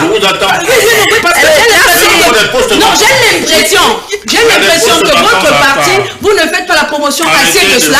Vous êtes toujours en train de vous projeter. Vous aimeriez bien avoir la vie du président Cabral. Vous aimeriez bien avoir sa vie et sa trajectoire politique. C'est ce que je constate. Mais vous n'avez jamais rien fait qui puisse arriver à ce que le président Cabral a fait. Vous avez dû entrer au PO-MRC pour avoir une petite candidature comme conseillère. On ne vous l'a pas donné. Vous avez dû démissionner. Madame Bahema, pour dire que ce que vous cherchez au MRC. Madame Bahema, ce que le président Cabral a fait, s'il vous plaît, en quelques années où il est entré en politique, on n'a pas eu largement au-dessus. On va pas sortir du débat. Madame Bahema, je vous en prie. Oh là là, Madame Bahema, je vous en prie, merci. Merci infiniment, merci beaucoup, merci. Allez, on va pas sortir, hein. On va pas sortir du débat, s'il vous plaît. On a une thématique au centre. Cette thématique qui nous a certainement réunis ce soir, qui peut être le futur président du Cameroun. Si Monsieur Biya n'est pas partant, on parle du profil. Chacun a dit son parti est le meilleur profil. On a le MRC. Le RDPC qui, malgré 42 ans, estimé ici par des Camerounais qu'on n'a véritablement pas réalisé grand-chose, dit quand même, affirme que M. Biya est l'homme idéal pour le Cameroun. À la part, c'est la même chose, c'est le même discours. Si à la part ne va pas seul, on a l'ATP qui sera représenté en 2025. Cabral Libye également, faut-il préciser, fait également partie d'une coalition déjà? À part être très en phase avec le RDPC ces derniers temps. Donc je suis sûr qu'il ne serait même pas candidat. Il ne serait même pas candidat. Pour dire que... Madame Bahema, je vous en prie. Allez, on va continuer alors. On va continuer avec le président. On va continuer avec M. N'Djamène. On continue avec M. N'Djamène. Il y a comme une sorte de vie de chien et de chat. Hein, ça, il faut le préciser. J'ai pris le temps de noter entre le pouvoir et l'opposition au Cameroun. Vous allez nous dire, M. N'Djamène, je l'ai mentionné tout à l'heure, si vous étiez élu, seriez-vous ouvert à un dialogue avec les membres de l'opposition pour construire un consensus pour des questions clés. Quand on parle d'opposition ici, permettez-moi de citer en tête de liste, nous avons Maurice Kamto, avec qui vous avez cheminé, permettez qu'on revienne dessus, en 2018, malgré tout ce qui s'est passé, ça n'a pas marché. Et quelque temps après, vous êtes sorti, vous avez lancé, vous avez créé votre propre parti. À l'approche de la présidentielle, vous faites coalition, vous entrez dans l'ATP, qui est l'Alliance pour une transition, voilà, Alliance pour une coalition, pour une transition pacifique, permettez-moi. Ensuite, après Maurice Kamto, on a Cabral Libi, on a Joshua Oshi, pour se limiter à ces trois partis de l'opposition. Oui, la question. Alors, si jamais vous étiez élu, Célestin Djamène, seriez-vous ouvert à un dialogue avec les membres de l'opposition pour construire un consensus sur les questions clés? Vous savez déjà, pour ce qui nous concerne, quand on parle de coalition, ça veut dire que c'est des personnes qui sont animées d'un même idéal, qui se mettent ensemble autour d'une table pour construire, pour rédiger quelque chose. Nous, pour ce qui nous concerne à l'ATP, on a mis en place des idées qui ont finalement été consignées dans un document important qu'on appelle le manifeste et qui a d'ailleurs fait l'objet d'une publication officielle à Yaoundé, en Kondongo. Vos confrères l'ont abondamment relayé dans les médias. Et donc je dois dire que la définition pour moi d'une coalition, c'est quoi? C'est des gens qui mettent d'abord en avant les idées, le programme politique. Avec quoi va-t-on battre campagne? Si on est amené à gouverner, sur quelle vision on va gouverner? C'est ça d'abord une coalition, c'est une plateforme gouvernementale ou de campagne. Quand je vois d'autres comités de soutien, 10 coalitions, je vois des candidats déjà proclamés et qu'on doit suivre. C'est pas ça la coalition, mais pas la charrue avant les bœufs. Une coalition, c'est d'abord les idées communes qu'on a ensemble, et ensuite, comment on fait pour convaincre le peuple. Contrairement à ce que j'entends ici ou là, il est important de comprendre qu'une campagne électorale, ce n'est pas la fraîcheur mentale du candidat comme j'ai entendu quelque part, après on parle de profil jeune, c'est d'abord des propositions qui sont soumises à la sagacité du peuple, qui va in fine décider de choisir qui il veut. Donc si vous voulez pour moi les supputations sur qui va gagner, qui va perdre, moi ça relève un petit peu de l'anecdote. En vérité, ce qui compte, c'est quel est le candidat qui va arriver à convaincre le peuple et à attirer derrière lui les suffrages. Regardez par exemple, tout à l'heure, le représentant du RDPC, Basile, parlait où sont les preuves, mais je rappelle quand même que le président de la Cour suprême à l'époque, qui faisait office du Conseil constitutionnel, avait dit les irrégularités, malgré les irrégularités énormes qui sont là, je lis ce que je vois. Ça veut dire qu'il constate qu'il y a d'énormes irrégularités. Et vous savez pourquoi le président Biya a été déclaré vainqueur? Parce que les avocats du SDF avaient retiré nuitamment leur requête. Donc forcément le président de la Cour suprême de l'époque était obligé de lire ce qu'il voyait. Donc à tout le moins reconnaissez que les résultats des élections de 92 étaient très largement contestés. Très largement contestés. Mais même certains services secrets français donnaient le président Nidion Frondi vainqueur. Évidemment, M. Biya a été proclamé vainqueur. Ça, c'est clair aussi. Donc, ne dites pas qu'il n'y a pas de preuves. Puisque le président de la Cour suprême de l'époque lui-même dit qu'il y avait des irrégularités. C'est quand même rare venant de quelqu'un qui manage tout le processus électoral. Par ailleurs, moi, je considère pour ma part que le président Biya est un Camerounais. La Constitution ne limite pas les mandats, ne limite plus les mandats. Il a en droit le droit de se représenter. La question maintenant, c'est que s'il est en incapacité physique ou mentale, il y a un processus constitutionnel qui peut être débloqué, qu'on appelle, comment dirais ça, la vacance du pouvoir. Ce n'est pas le cas. Et il faut qu'il soit constaté par le Conseil constitutionnel. Donc, à l'heure où je parle, le président Biya, de par les statuts de son parti, reste le candidat statutaire, naturel, on va dire, du RDPC. Maintenant, il lui reviendra le moment venu, s'il estime utile, de dire qu'il renonce à ce statut-là. Mais pour l'instant, il est candidat selon les textes de son parti. Il est candidat. Pour nous, dans l'Alliance ATP, nous mettons en place le process actuellement de désignation de notre candidat à travers les primaires digitales. Justement, parce qu'il faut préciser qu'au sein de l'APC, on a le candidat déjà qui est Maurice Kamto. Oui. Et je vois à l'ATP, on ne sait pas si c'est... On ne met pas la charrue avant les bœufs. À l'ATP, on ne met pas la charrue avant les bœufs. On a commencé par écrire une boussole commune qui est le manifeste, qu'on a présenté face à la presse, qui a été relayé abondamment, et ensuite on a enclenché un processus, n'est-ce pas, de désignation du candidat de l'ATP, de l'Alliance pour une transition pacifique, qui est en train de se mettre en place. Je pense que d'ici fin janvier, début février, on aura connu le président, le candidat unique de l'opposition, en tout cas de l'ATP.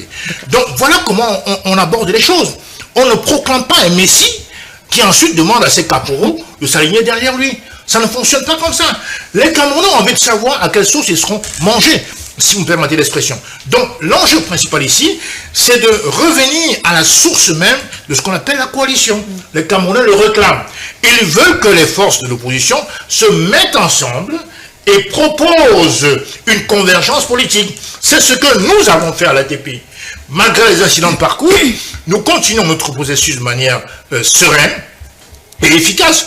Nous avons déjà en place les web opérateurs qui vont organiser ces primaires digitales ouvertes. Je rappelle que c'est la première fois au Cameroun qu'on fait des primaires ouvertes. Il y en a eu une, mais fermée en 2004, entre le docteur Adamou Danjoya et le chairman du Tonfoni, qui a fait flop. Justement parce qu'on donnait la priorité à un conclave.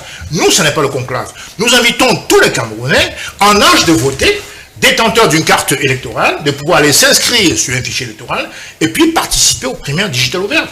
Digital, pourquoi? Parce qu'en vérité, nous estimons que dans la vie moderne, il faut s'arrimer à la technologie. Parce qu'on a souvent vu les awards des journalistes, les canals d'or, ça se passe très bien. Et puis, quand on dit physique, on n'est jamais à l'abri d'une attaque, je sais pas moi, des kidams qui vont venir parce qu'ils ne veulent pas voir réussir le processus des primaires à l'ATP, qui peuvent venir perturber, comment dirais-je, les élections primaires. Donc, c'est la raison pour laquelle nous avons choisi les primaires digitales et qui vont forcément bien se passer. Il faut simplement que les Camerounais prennent conscience et puissent aller s'inscrire devant les web opérateurs qui vont enregistrer, comme ça se fait d'ailleurs à l'ICAM, leur profil personnel, leur nom et prénom, leur numéro de téléphone, etc. Et le jour venu, ils vont voter en ligne. Ce qui les évitera de pratiquer l'abstentionnisme, parce que très souvent, qu'est-ce qu'on a vu? Les gens vont s'inscrire, et puis maintenant, pour aller voter physiquement, ils n'ont pas le temps. Ou alors, ils vont jouer le 2-0 le dimanche. Et voilà pourquoi, depuis au moins 30 ans, les élections sont dominées par l'abstentionnisme. Alors que si on permettait aux gens de voter à distance, je crois que la solution serait facilement trouvée. Parfait. Donc, moi, je termine en disant ceci. Il faut comprendre que 2025 est un enjeu majeur. Il ne faut pas que les gens se mettent dans une logique de distraction. J'ai entendu supputer qui avait droit d'être candidat ou pas. Est-ce que Cabral Libi était assuré d'être candidat parce qu'il y a eu une guerre judiciaire entre l'ancien président ou l'actuel président Robert Kouna et Cabral Libi qui a été blanchi par la justice. Est-ce qu'au Minat on reconnaît Robert Kouna ou bien Cabral Libi? Je n'en sais rien. Mais le plus important aujourd'hui, c'est que les forces de l'opposition se mettent en place comme le fait l'ATP et proposent un menu aux Camerounais et qui iront, le moment venu, voter pour les primaires notamment. Parfait. Il est 21h passé de 40 minutes, le temps pour nous de rendre les messages des téléspectateurs et faire un dernier tour de parole, espérant qu'on sera vraiment modéré, on va respecter le temps de parole de tout un chacun, on l'espère vraiment. Bonsoir la modératrice, bonsoir. Bonsoir Madame Baema, Monsieur Ndiamen, le représentant du MRC. Je pense que si vous coalisez, vous pourrez battre le RDPC, car sans coalition, vous n'aurez pas de chance. C'est Jacob depuis Bonaberry. Bonsoir à vous. L'opposition ne doit pas discuter entre eux. Aïe, aïe. Bonsoir, le panel. Les Camerounais sont assez éveillés, ils savent exactement ce qu'ils veulent et aussi Paul Biya doit faire organiser les élections libres et transparentes pour laisser un pays en paix comme il a hérité. Bonsoir Madame Fatima, ces deux partis, chez quel électeur, où sont leurs comités de base, qui a un parti parmi les deux? Bonsoir, pardon, Madame Fatima, est-ce que les élections peuvent être claires dans un pays comme le Cameroun? Bonsoir à vous sur le plateau. Est-ce que le monsieur du RDPC peut arrêter de demander des preuves? Même mon papa qui est né avant 1982 sait au moins ce qu'en 92, monsieur Biya n'avait pas gagné l'élection présidentielle. Qu'il arrête d'exposer le niveau de vol de leur pays. On sait déjà, mais en 2025, ça ne passera plus. Bonsoir à vous sur le plateau. Monsieur Biya nous a tout donné, c'est notre grand-père. Il serait malsain de reconnaître les efforts fournis, mais il est est également temps qu'il nous laisse connaître un troisième président. Bonsoir à vous sur le plateau. Est-ce qu'on va se plaindre du comportement des gens du RDPC? Non, je pense qu'ils sont sur les plateaux pour justifier leur enveloppe. En même temps, M. Biya n'a plus rien à prouver aux Camerounais, que ceux qui reconnaissent ses efforts soit avec lui le moment venu, et ceux qui ne veulent plus ne votent pas. C'est très simple. Bonsoir à vous sur le plateau. Très belle thématique aujourd'hui, je suis tout au clair. Ce que je peux dire, c'est que la dame du PCRN a totalement raison. Et même Papa Tafo. On aimerait avoir pour président Cabral Libi, soit Maurice Kamto. Le RDPC n'a plus sa place dans ce Cameroun. La preuve en est depuis 42 ans. Aucun changement. Le monsieur du RDPC là n'a absolument rien à nous dire. Là-bas d'ailleurs on lui a posé une simple question, il n'a pas pu répondre, il a un problème. On veut le changement, le Cameroun ne peut arriver nulle part avec le RDPC, car mon papa chéri de cette émission l'a si bien dit, ses membres veulent juste détourner les fonds sociaux camerounais, et par conséquent, on voit soit le MRC, soit le PCRN au pouvoir, même s'ils vont mal gérer, que le RDPC les laisse aussi détourner et mal gouverner. Mais alors, le gars du RDPC là a une mauvaise façon de s'adresser. D'abord, il est en train de nous... Monsieur Etogo, bonsoir à vous sur le plateau. À tous les panélistes, je pense que l'âge du président Biya n'est pas un programme politique pour les partis de l'opposition, car les partis politiques de l'opposition doivent défendre leur projet de société, parce que la constitution est claire, il n'y a pas d'âge limite pour être candidat aux élections présidentielles au Cameroun. C'est Diana qui nous envoie le message depuis Ayala. Bonsoir à tout le panel. Le président Biya, soit partant ou pas, 2025 est une nouvelle page de l'histoire du Cameroun. Le troisième président de la République du Cameroun est déjà là. C'est bien le président national du mouvement patriotique pour le changement du Cameroun, MPCC, Jean-Blaise Ngouette, l'homme providentiel, l'homme de la situation. Je ne sais pas pourquoi tout le monde... c'est chacun un livre, non? En 2025, on est livre de... L'idée de Messi, oui, moi je connais un seul Messi. Hein. Il n'y en a pas d'autre pour moi. Donc, bonsoir au magnifique plateau. Projet sur lequel ils vont voter, c'est ça. On n'a pas de Messi.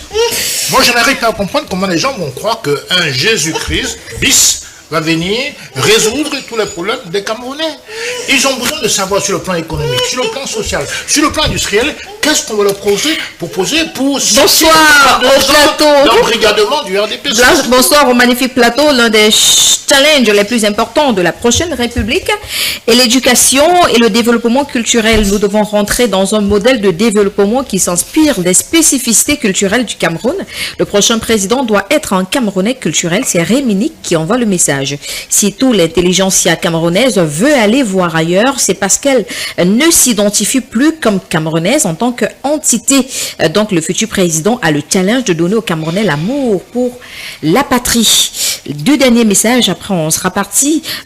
Bonsoir le plateau, nous ne faisons plus confiance aux politiciens. Ils ont les langues mielleuses, mais lorsqu'ils sont au pouvoir, ils donnent comme priorité les francs-maçons et ne donnent pas la priorité aux citoyens camerounais ou africains.